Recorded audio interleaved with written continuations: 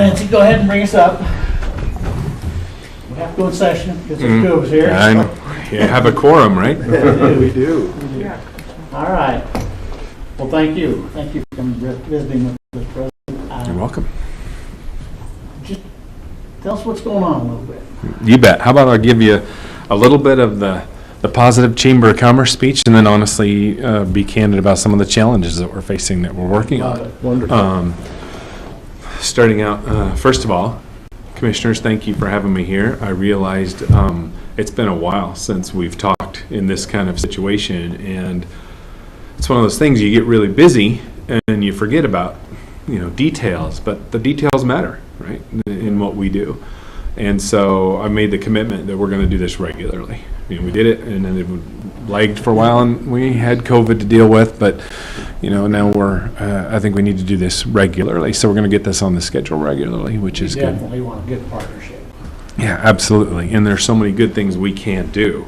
I was in a meeting recently, and we were talking about what we were going to have to do with continued COVID response and vaccines and everything else in the world that's going on in that. And we got done, and somebody said, is there anything else we need to discuss? And I raised my hand, and I said, I remember when I took this position, and I thought it was going to be about recruiting, retaining, and graduating students.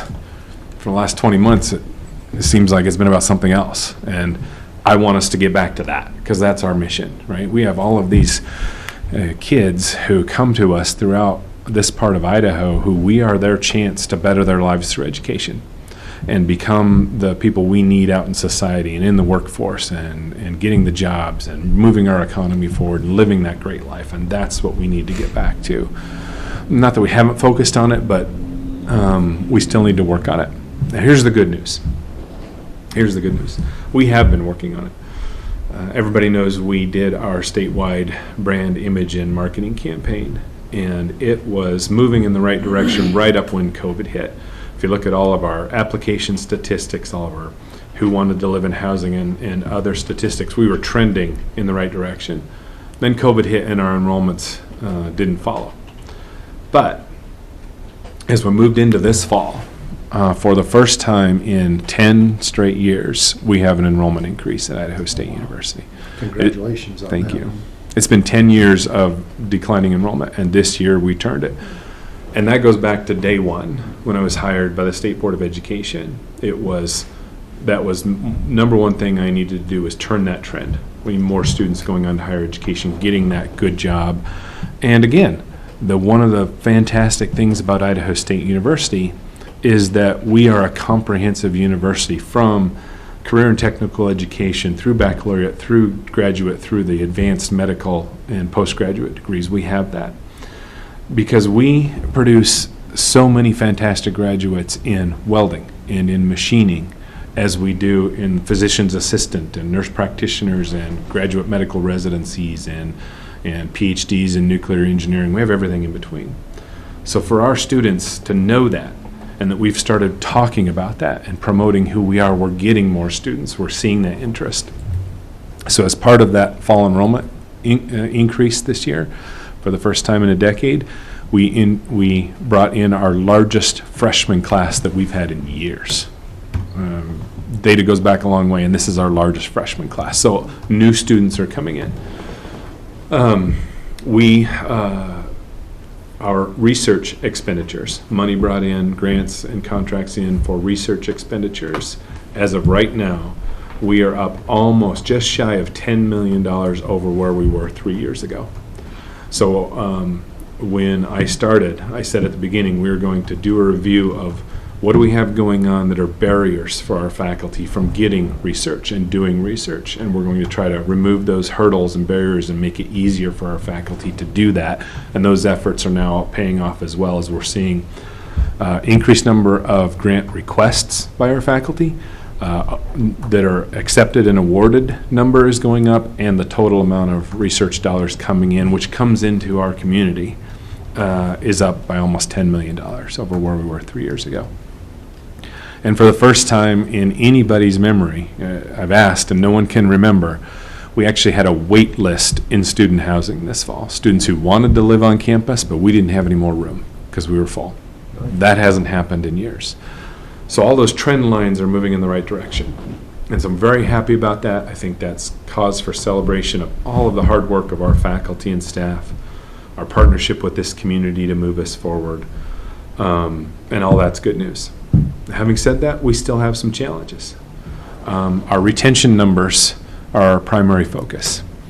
We can bring in a great freshman class, but if we don't keep them in school, if they stop out, if they find a reason not to continue, that's not good for us. Because then we have a student who's come, paid their money, or worse, taken out a student loan, but they didn't get the degree or certificate that they can get the job with. Then that's not good. So once we get them in school, we have to make them more successful. So we've implemented a lot of measures on campus to try to up our retention rates, from a new mentor program for new students who come on campus so that they have somebody they can talk to. We've totally revamped our academic advising with a new proactive advising, where we are talking to students before they realize they're in trouble academically. We're putting in place computer programs that identify those students before they even realize they may be struggling, so that we can get them the intervention that they need. We're just rolling that out this fall. And I announced, I think most people know, that we are going to go on a scholarship fundraising campaign, because often the number one reason we get from students as to why they don't continue is financial barriers. I think, as everybody knows, for the last 2 years, I have not asked for a tuition increase to the state. As of right now, I don't intend to ask for another one. I'm hoping nothing changes between now and tuition setting time, because I don't want to ask for more money from our students. I want our students to be able to get that education and move on. Now, we all know, as you know, having to deal with a county budget, I don't know what's going to happen between now and April when we make that request, but right now I am not planning on asking for increases. So I'll keep our fingers crossed that we can keep the costs down to students. But we have a lot of work to do in our retention numbers. And then we are probably seeing the same thing you are. So everybody knows, a year ago we made an announcement that we are opening a Chick-fil-A franchise on our campus. And why are we doing that? Because it was our students' #1 requested food service. When we asked our students, what do you want to eat on campus? Chick-fil-A. Chick-fil-A was the #1. #2 is Starbucks. Chick-fil-A and Starbucks. So we made a commitment, we're going to bring both. Chick-fil-A to open this fall, and then a year, maybe 18 months out, hopefully we can open the Starbucks on campus. Students want it, we're going to deliver, because we want to be student-centric. So we have a Chick-fil-A on campus now. It is fully equipped, ready to roll, but we can't hire anybody to work there because we're having, a problem with the workforce and getting people to come to work. And so same problems that you're seeing in our community. So we're dealing with those. But I want to find ways we partner, we move forward. I want to know what your needs are, how we can work together on those needs, because that's how we become a university in this community, is when we are meeting your needs. We're meeting the business and industry needs and our constituents' needs. So anyway, that's my short introduction. I'm looking forward to our visit. Okay. I've got a question, since you talked about your statewide branding effort. Emma's our new PIO. We've been talking about some marketing stuff, and one of the questions that I would have for you, because in my mind, in my perception, Pocatello as a whole does not really value ISU, and as I look at what the county can do you have any thoughts or suggestions on what we can do to help the community value ISU more than what it currently does? And if my perception is off, would you correct me and say, no, you think the community values you immensely? That would be great, but what are your thoughts on that? Well, my perception is influenced by what I hear as well. And I've heard the same thing. I've heard that for years there became a rift, a wall, a separation between the university and the community, however, I've heard it explained many ways. But I have also heard that sentiment feels like it's changing. It feels like there's growing support. And I firmly believe the way we continue to build that support is by me saying to you and to all our constituents, we're here for this community. We want to be part of it. And then see the community embrace that. We are, our our donations to the university, often a university measures how it does in its relationship to its community by its donations. And we're not talking about an alumnus who's done well and gives us a major gift, but it's the community based. It's the $50 pledges from just people who live around in the small things. We are seeing those trend up. So I think there's a growing swell of support. People want to embrace the institution, want to embrace us. So I think what I'm saying, Commissioner, is I think I see that was here, and we're trying to work on that effort. Okay. Well, if you can think of anything that we can do to help with that, please let us know. Yeah. As we begin to talk about how can we market Bannock County better, you obviously are a big part of that, so Yeah. just like to participate. Well, there's a couple of things. Last week we went down to the emergency training center, Mm-hmm. and that was phenomenal Mhm. for me. And I can see a great partnership with us and the INL and getting that. We have a monthly phone call meeting with all the mayors and the legislature. We want to get them and actually go through it again and show the local mayors, show the legislature the relationships that we can have and some of the good things. Farrell said he talked to you, and that's high on your priority Mhm. also. And this other one, it's just a simple little deal, but I still don't see a sign up at the event center saying home of ISU Rodeo. rodeo, Mm, championship rodeo. We have ropings up there every weekend. Very large. World national. championship ropings and then we have junior high rodeo and we have high school rodeo. And I just think that that's a recruiting tool that we've talked about, but we've never moved forward and got that up there. And just, I wasn't ignoring you. I'm No. actually sending the text right now, and there's Tell Stuart, send. Tell Stuart to get on it. So yeah. That's what, as the rodeo team come in and talk to us, and we're more than happy to help them and let them use the facility up there and stuff. But let's advertise too. Yeah. No, No, it's a world class. I agree. So take that in pieces. Let's get the sign up there. Well, one of the conversations that I'm ready to have but haven't just time and everything else is to talk to the city about the water tower that's right off the freeway. It's, welcome to Pocatello, home of Idaho State University. That's one of our biggest billboards for both the city and us. Maybe it's time we upgrade that, give it a facelift, right? Mhm. And bring it into branding and what message do we want to send about our community? I am ready to partner on all of that. But let's talk about the disaster recovery center and what we're doing, because it's in two parts. We have the indoor Yep. down on Second, and then we have the outdoor up above campus. So what I have asked our marketing team to do, and they're already working on it, is I said, let's do a full court press marketing campaign on that operation. It is the only training center like that west of the Mississippi. And I said, let's find out what are the trade magazines, what are for emergency first responders, emergency response units, things like that. What magazines, what are their listservs, where do they get their information? And let's plan an advertising campaign where we'll take out ads in that talking about this facility and what it can do. Let's put together true marketing materials, not just informational brochures, but marketing materials, and let's get it sent out to fire chiefs, police chiefs, National Guard units all around the West. Because that facility could start training a large number of people. And what does that mean? That means they're traveling from all over the country, coming here, staying here, being part of that while they're here.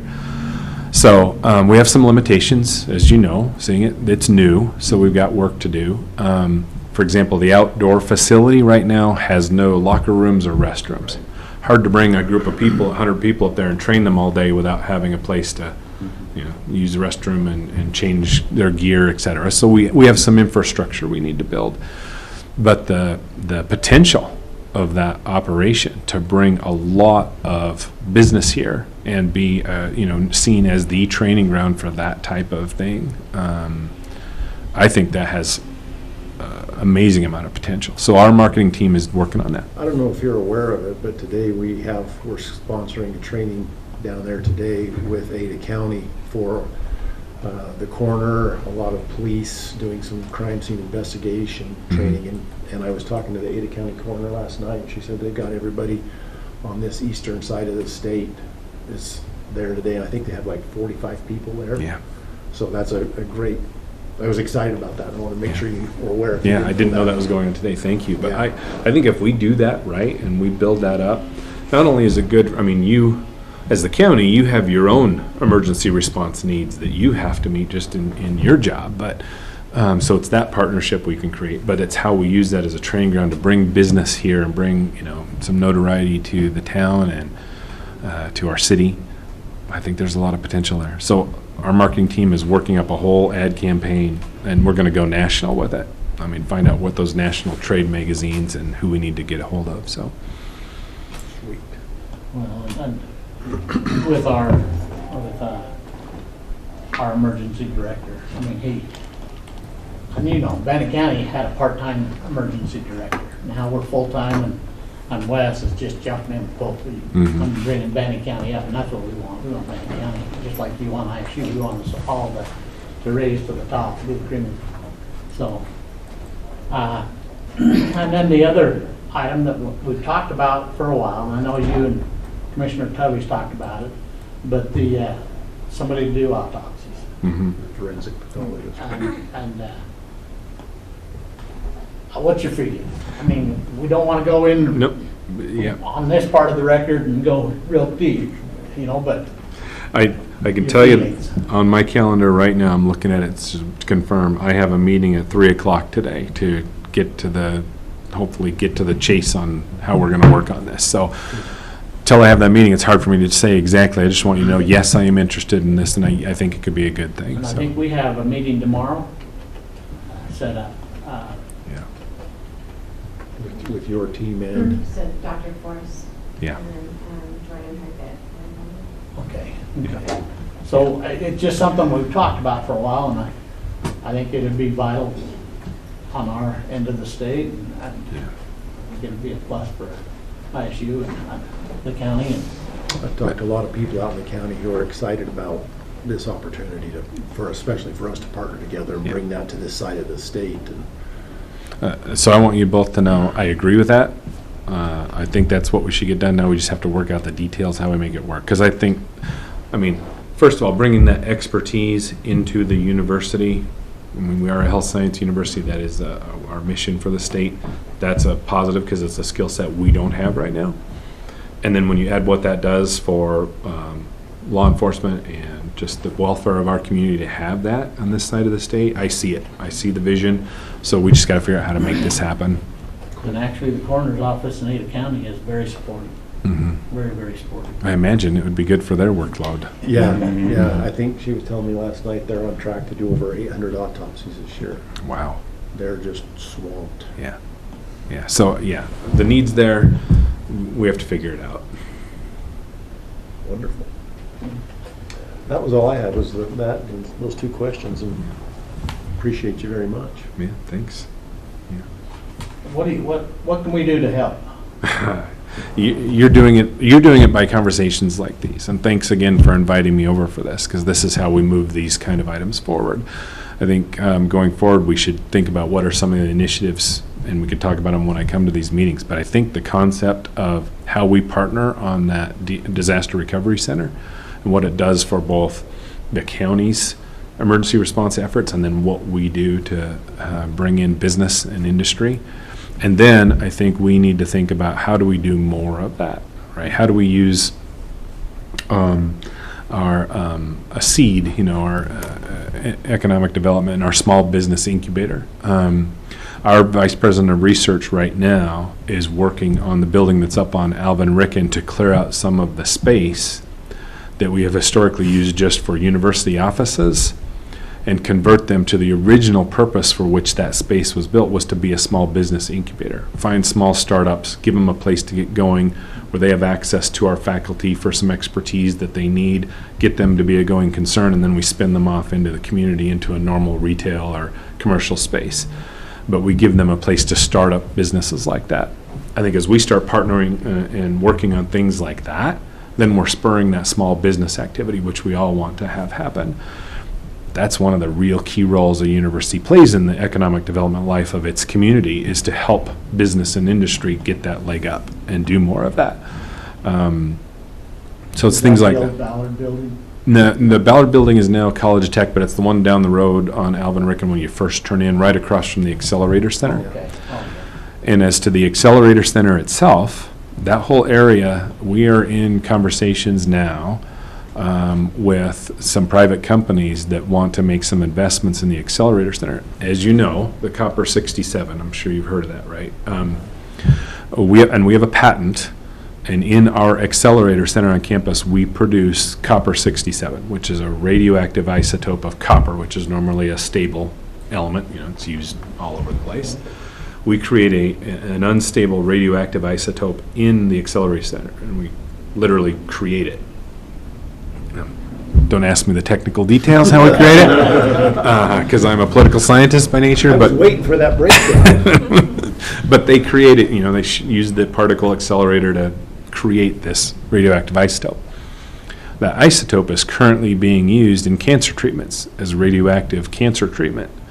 Because of the way copper breaks down, shows promise. I mean, I can't tell you the medical, you know, when it will all be the right and used, but we're doing that. We have some private companies that see the potential of that, and we are the only ones that produce it in the United States. So we're talking about some public-private partnerships that could have them investing so that we could produce it in higher quantities when it becomes a more common treatment. We have right now going on in our College of Pharmacy, which I have asked the state for funding for to expand our research labs in the College of Pharmacy, because in the College of Pharmacy, they're using our 3D bioprinter. So we all know what 3D printers are, but in the College of Pharmacy, we have 3D printers that print human tissue, not plastics, but they print tissue that is truly human tissue. So they showed me this, and I hope I'm doing justice to the pharmacists. They'll print that human tissue, and they'll print 20 samples of it. And then they will go to a cancer patient, take a sample of that patient's actual cancer, and then they will inject it into those 20 pieces of human tissue. Then they will put it in their machine and treat each one of the different samples with a different chemotherapy drug, because there's lots of ways to treat cancer. Treat each one of them with it, and then analyze which chemotherapy was the most effective on that actual cancer of the patient while doing the least amount of damage to the surrounding tissue. Then they can give that to the doctor, and the doctor can say, okay, we're going to pick this one then for this patient. And that's literally going on in our College of Pharmacy right now. Those are the kind of things, and I went to the state and I told them this whole story, and I said, if I can get a few $1 million to add, we can expand that research lab. That goes direct to treating the health of our community and the commercial implications of what we can do to business and industry to start up that type of thing. There's a lot of potential. Going back to when I got here, the amount of potential we have at Idaho State University to do things like that it's broad. So the more we work together on how we're going to raise up that business and industry from that level, that's our future. Well, that Ballard building, when you had the ribbon cutting up there, that's an amazing facility also. Mm-hmm.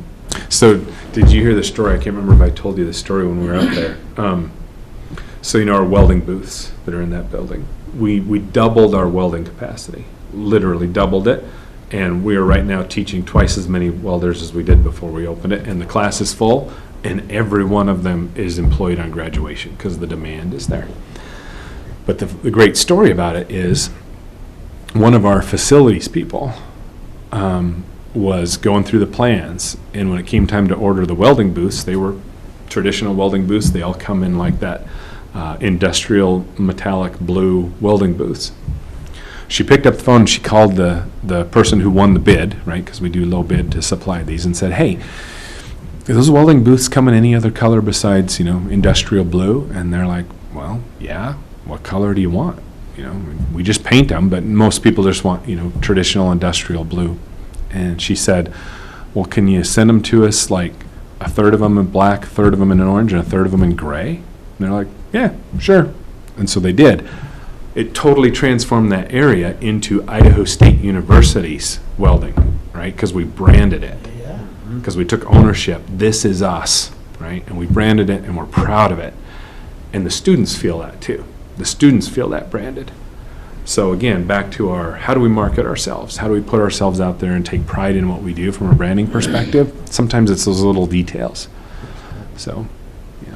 It's funny, I mean, we do Bengal Wednesday now. Mhm. We made that proclamation a couple of years back. So it's amazing that when I go places on Wednesday, well, you work for ISU? No, this is Bannock County, and we are Bannock County declared. Yeah. This is Bengal Wednesday, and it's been kind of a fun event just to be able to talk to people and get that out there. And basketball season is starting, and as I've been telling everybody in my speeches, our women's basketball team are the returning champions in the Big Sky, and that team is returning every single member of the team except one. And the one that isn't returning is because she graduated and got into one of our most demanding and most selective master's degree programs in the sciences, and that's what she's doing, and which, full applause, that's what we want our students to do, right? But almost that entire team is coming back. So I've been telling everybody, look out, Big Sky Conference, because they're back. It's going to be a good season. And I had somebody in the community ask me the other day how you're managing to keep Seton here for as long as you have. And I said, I don't know, but I'm going to talk to President Satterley and put the pitch. Do whatever you can to keep him. He is doing a phenomenal job with those girls. Seton is great, and we had the crab feed the other night. Unfortunately, I was so dismayed because I was actually in Salt Lake for the Big Sky Conference meetings where I meet with all the other presidents in the conference, and I found out they were scheduled the same time as the crab feed. I'm like, no, I'm going to go to the crab feed. One of the things that's great about Seton, every time I talk to him, when we talk about him, in his future, he talks to me about what investments can we make in the program and to help out the program. He's not about him, right? He's about building this program. It's wonderful to deal with. Yeah. Yeah. Well, and we appreciate some of the other products that have come. Yeah. Braden's been a great hire for us also. Yeah. I was out of planning and zoning yesterday. One of your other offensive linemen was out there. They said, we're going to hire some more of them. We're going to recruit some more of them. Yeah. We're going to get our own offensive linemen Yeah.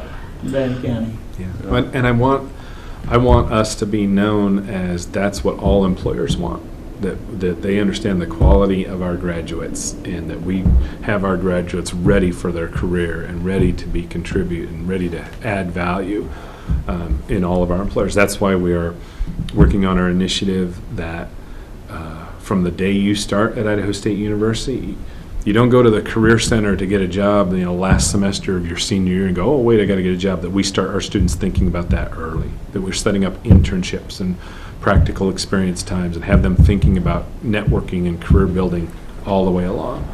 So we're working on those kind of things now. Well, my family, I have two sons that have their bachelor's degree from there. My wife and I do, and my daughter has her master's, all from ISU.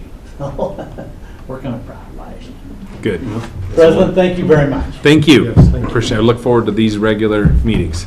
So. Okay. Well, I just want to let you know too, Donald Linebacker reached out, and we're setting up meetings between Mustafa and Jared and myself to see whatever we can do with grants and things that way too. So we'll keep in touch with you and let you know how that proceeds. Sounds good. Thank you. Absolutely. All right. Thank you. Good seeing you again. You too.